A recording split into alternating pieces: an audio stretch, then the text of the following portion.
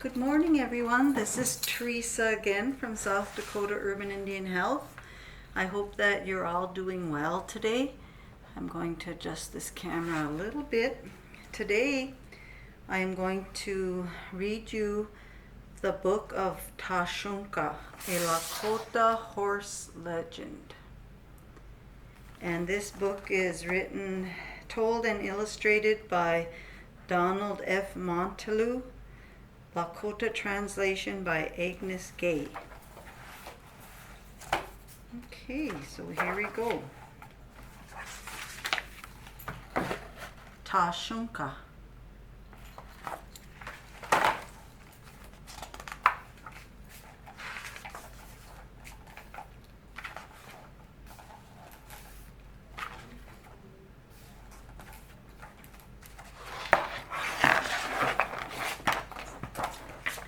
Sorry about the delay here. When Mother Earth was young, all things on her surface were learning their place. One day, a young warrior of the plains was hunting for game to feed his family, but game was hard to find. The winter had been long, and there were few animals in the area close to camp. The young man searched far from home to find new places to hunt.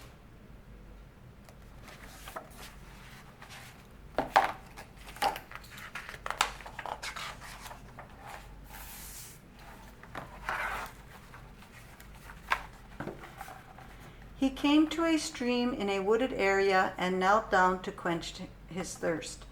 A sharp noise made him lift his head. Out of the corner of his eye, he glimpsed movement and a flash of color. He froze and used all his skills as a hunter to sense this new game, but he was too slow. Quiet had returned to the woods. And there you can see him right here, and then you can see the horses on this side.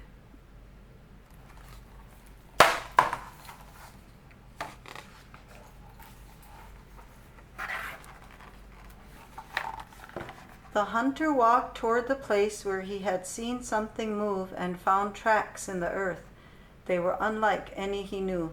Curious and needing to find food for his family, he followed the trail. And there you can see the trail that he followed.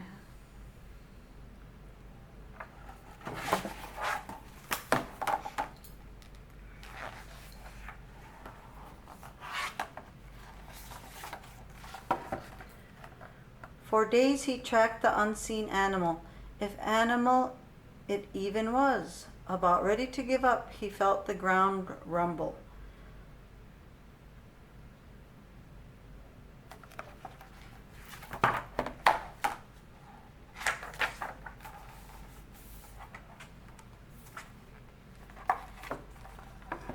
Hundreds of beasts with fire surrounding their heads and flowing from their bodies thundered past him. The whole herd was as swift as the wind.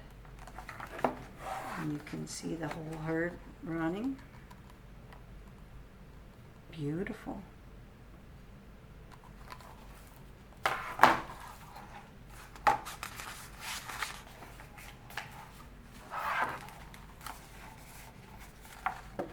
He ran after them, but the animals were faster than he was. He fell farther and farther behind.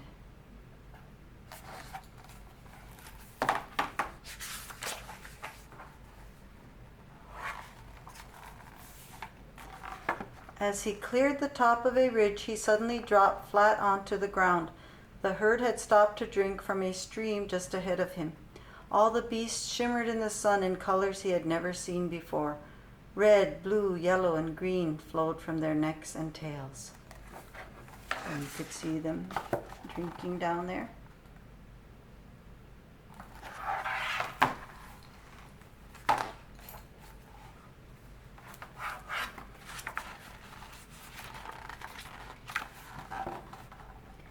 Their beauty dazzled the young warrior. He followed them for weeks across the plains.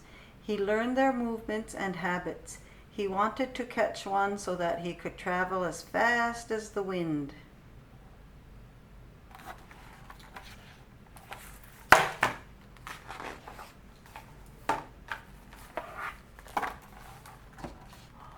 At last he found himself close to one of the younger animals. The warrior talked to the pony in a quiet voice and rubbed its flank. The pony allowed the young man onto his back, and together they learned to cover the miles quickly. And there you could see him riding on the back of the Tasunka.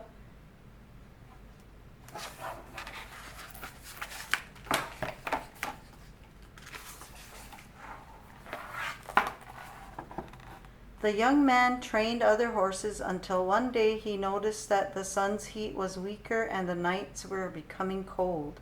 His time away from his tribe and family had grown too long. He gathered his mounts and journeyed home.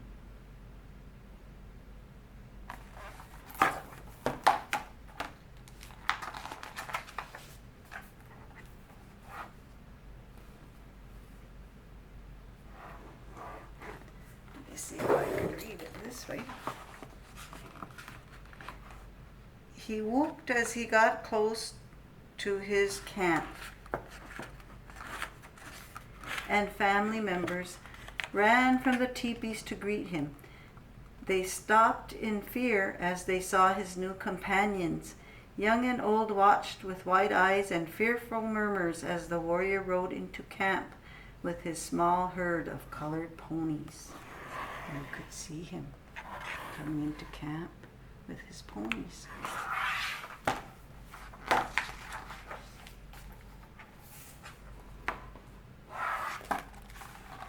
The young man showed his people how to touch the animals and then to ride them. The tribe began to hunt and travel farther than they had before. They had no trouble finding game. Soon they had plenty to eat and new clothes to wear. The tribe became wealthy and strong. And there you could see the other picture as well.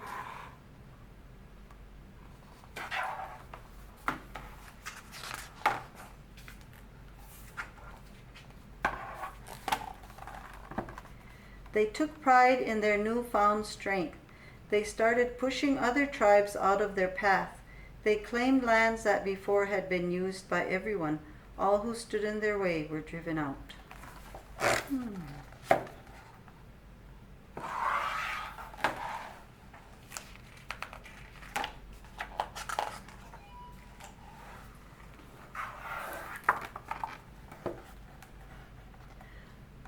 The Great Spirit looked on in sadness.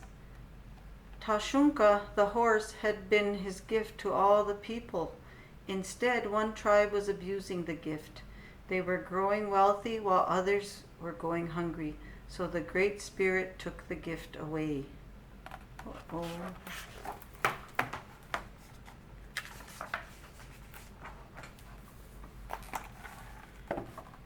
Once again, all people were the same, walking the earth and finding life hard. They really missed Tasunka.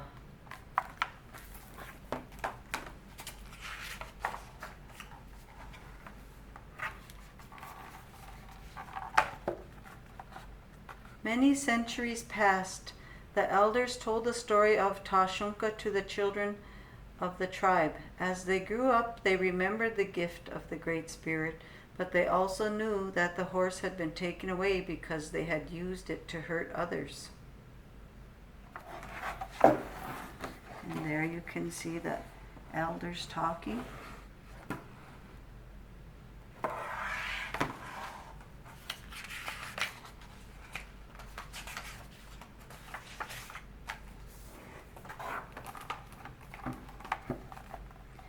One day a warrior was out hunting. He saw a bright light twinkling in the distance.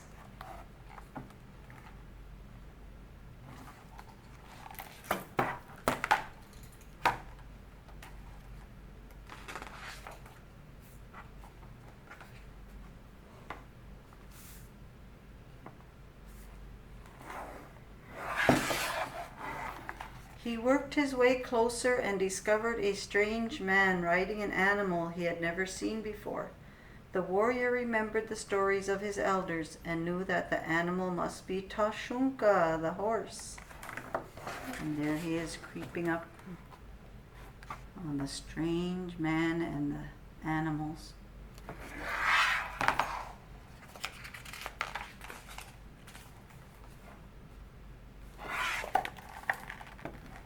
In the years that followed, more strangers passed through the land. These newcomers brought many horses with them. Soon the tribes had horses once again. You could see the strange man and his horses.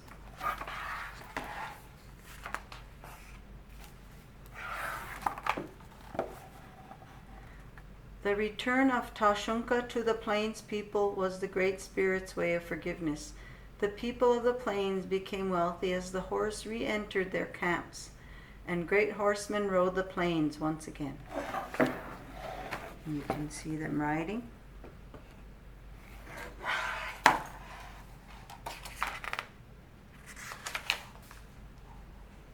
And that's the end. So I hope you liked the story of Tasunka today, and remember to come back again next week for the next story, which will be Gift Horse, a Lakota story. So thank you all. Be safe, be kind to one another, love yourself, and be good to yourself. We'll see you next week. Toksha ake.